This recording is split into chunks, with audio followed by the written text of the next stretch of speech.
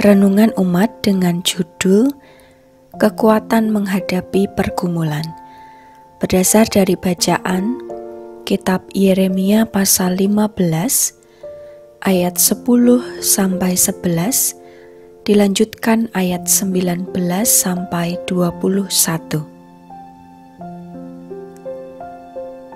Celakalah aku, ya ibuku, bahwa engkau melahirkan aku, seorang yang menjadi buah perbantahan dan buah percederaan bagi seluruh negeri. Aku bukan orang yang menghutangkan ataupun orang yang menghutang kepada siapapun, tetapi mereka semua mengutuki aku. Sungguh ya Tuhan, aku telah melayani Engkau dengan sebaik-baiknya dan telah membela musuh di depan-Mu pada masa kecelakaannya dan kesesakannya. Karena itu beginilah jawab Tuhan, jika Engkau mau kembali, aku akan mengembalikan Engkau menjadi pelayan di hadapanku. Dan jika Engkau mengucapkan apa yang berharga dan tidak hina, maka Engkau akan menjadi penyambung lidah bagiku. Biarpun mereka akan kembali kepadamu, namun Engkau tidak perlu kembali kepada mereka. Terhadap bangsa ini, aku akan membuat Engkau sebagai tembok berkubu dari tembaga. Mereka akan memerangi Engkau, tetapi tidak akan mengalahkan Engkau, sebab aku menyertai Engkau untuk menyelamatkan dan melepaskan Engkau. Demikianlah firman Tuhan. Aku akan melepaskan Engkau dari tangan orang-orang jahat dan membebaskan Engkau dari genggaman orang-orang lalim. Amin. Demikianlah firman Tuhan. Berbahagia setiap orang yang mendengarkan firman Tuhan, menghayati dan melakukannya dalam kehidupan sehari-hari. Haleluya. Bapak, Ibu, dan Saudara yang dikasihi Tuhan, ketika Anda memposting atau mengunggah foto, video, dan tulisan-tulisan motivasi di media sosial, harapannya akan mendapat like, bahkan komentar yang baik. Itu merupakan hal yang lumrah. Namun jika misalnya Anda membuat status di media sosial, lantas kemudian ada orang yang memberikan komentar tak pantas, mengolok-olok, mencibir, menghina, membuli, dan sebagainya. Tentunya hal itu juga akan memantik rasa sedih atau kecewa dan perasaan lainnya. Di era milenial yang diwarnai dengan maraknya unggahan di media sosial, kita juga mengetahui tentang komentar netizen yang sangat berpengaruh. Tak jarang komentar negatif bermunculan atau dalam tanda kutip waton komentar begitu. Dampaknya berimbas pada kondisi psikologis dari si pengunggah. Kehidupan kita diibaratkan seperti bahtera yang tengah berlayar di lautan. Kondisi lautan tak selalu tenang, namun kadang juga berhadapan dengan gelora topan yang menghadang. Meskipun begitu, bahtera akan tetap melaju hingga sampai ke tujuan di mana ia berlabuh. Badai topan dalam kehidupan kita merupakan gambaran dari permasalahan atau pergumulan kehidupan serta tantangan yang mesti kita hadapi. Baik pergumulan terkait dengan kondisi ekonomi, terkait dengan kenyataan perkembangan teknologi pada zaman saat ini, di mana banyak netizen yang kemudian tak jarang melontarkan kata-kata yang negatif, pergumulan tentang sakit penyakit, pengaruh lingkungan sekitar, dan sebagainya. Yeremia menghadapi suatu pergumulan. Ia menyampaikan keluhan karena hebatnya pergumulan yang dihadapinya. Yeremia mengalami kondisi yang tidak nyaman, harus menanggung perkataan orang terhadap dirinya yang dia sendiri tidak melakukan hal itu. Dia dibantah bahkan dikutuki oleh orang banyak. Yeremia merupakan seorang nabi yang dipanggil dan diutus oleh Tuhan.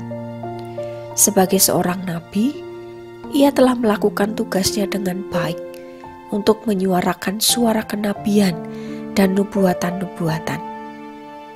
Ia menunjukkan dosa-dosa orang Israel karena telah menyimpang dari jalan Tuhan dan menuruti kehendaknya sendiri. Atas perkataan tersebut, Yeremia kemudian mengingatkan perilaku orang-orang Israel bahwa orang yang berdosa itu akan mengalami kehancuran. Yeremia menyampaikan hal tersebut supaya Israel mau berbalik kepada Tuhan. Yeremia adalah sosok yang hadir membawa damai, tetapi kenyataannya ia malah mendapat perlakuan yang tidak baik. Ia dibenci, dianggap sebagai musuh, dicela, dikutuki, dan mereka mengharapkan hal yang buruk terjadi menimpa Yeremia. Meskipun ia seorang nabi, ia juga memiliki sisi kemanusiaan yang tak kuasa menghadapi beratnya tekanan kehidupan. Yeremia sungguh menghadapi kondisi hidup dalam tekanan, membuatnya tak nyaman. Sampai-sampai mengatakan celaka karena ibunya telah melahirkannya.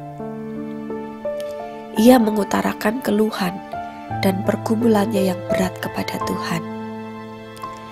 Ternyata meskipun Yeremia sempat merasa diri kecewa karena ia sudah melakukan yang terbaik, namun yang ia dapat adalah perlakuan buruk, keluhan Yeremia didengar Tuhan.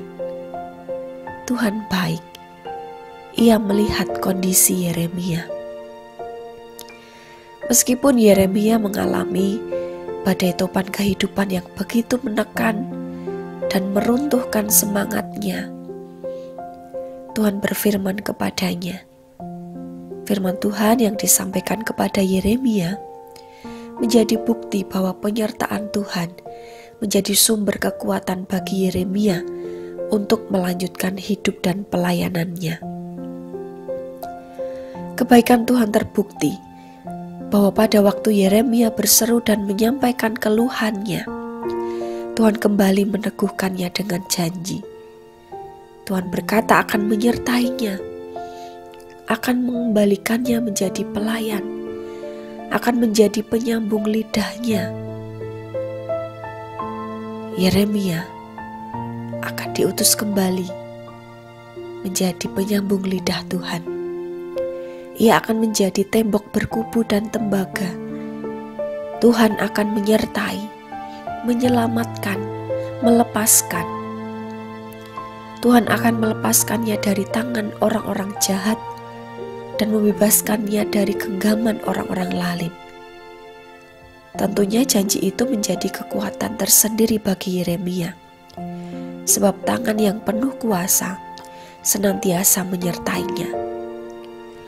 Apakah ke depannya Yeremia sudah benar-benar bebas dari masalah? Sepertinya tidak. Bahkan ketika perjalanan pelayanan berlanjut, Yeremia masih menghadapi situasi kondisi di mana dia diancam, bahkan sampai di penjara karena nubuatan-nubuatan yang disampaikannya. Ia juga berjuang dalam menghadapi tantangan-tantangan yang ada.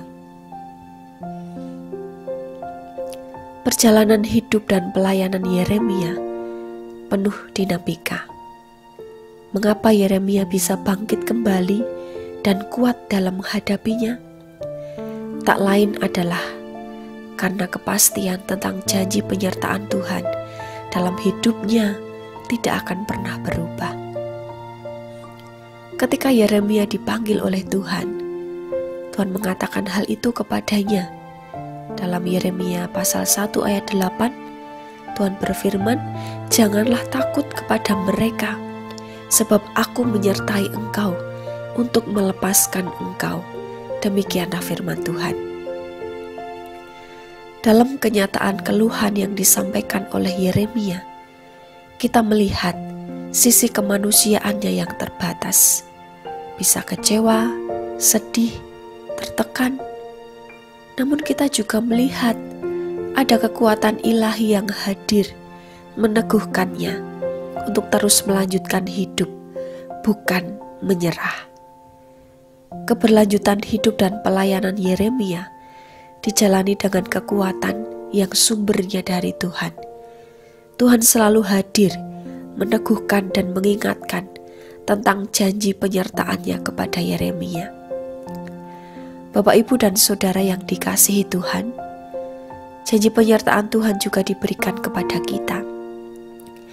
Walaupun hidup kita diwarnai oleh pergumulan dan tantangan, ataukah saat ini kita sedang berjuang menghadapi sakit penyakit, mengalami kekecewaan, pergumulan ekonomi, keputusasaan, atau mungkin saat ini kita berada dalam kondisi titik terendah.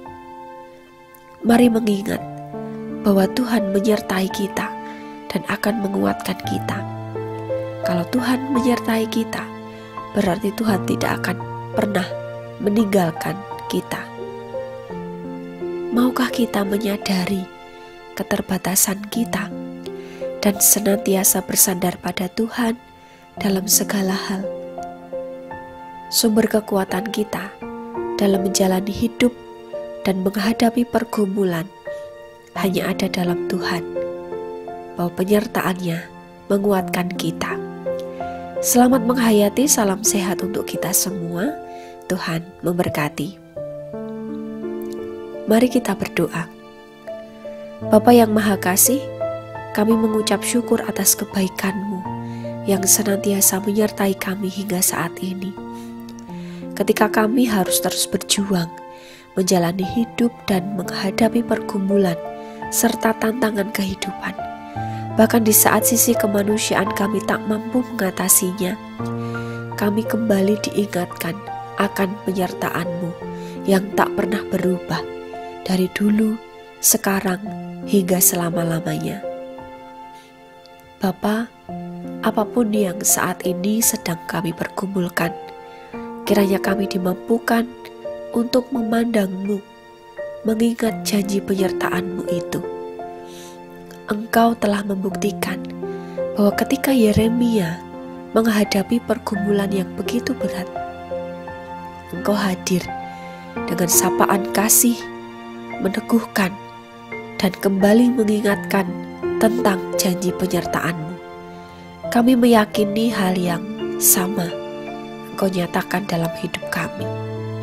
Terima kasih ya Tuhan, izinkan kami untuk melanjutkan hidup dengan kekuatan yang daripada-Mu, sebab kami meyakini keterbatasan kami, menyadari kondisi kami, dan hanya Engkaulah sumber kekuatan kami. Terima kasih ya Tuhan, kami hendak menyerahkan hidup kami dalam kuasa-Mu. Dalam nama Tuhan Yesus Kristus, kami berdoa dan mengucap syukur. Amin.